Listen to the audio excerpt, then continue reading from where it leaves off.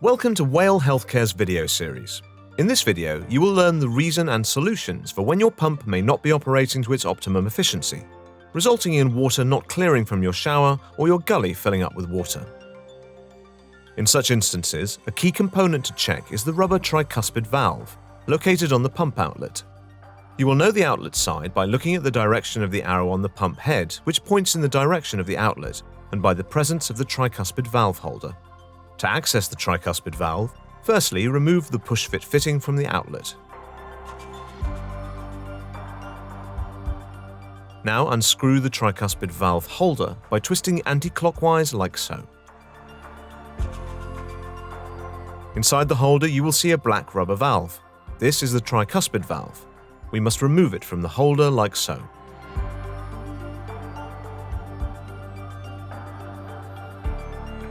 If it is gaping, stiff, or light is visible through the valve, then this will need to be replaced. As you can see from this valve, a replacement is required.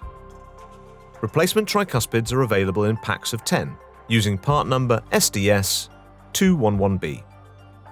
To replace the tricuspid, insert a new tricuspid valve into the holder in the same way the old valve was removed and screw the valve holder back into place.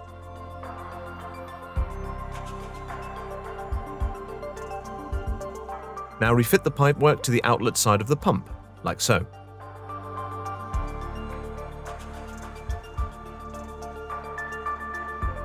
That concludes the tricuspid valve change and should restore the pump back to full efficiency.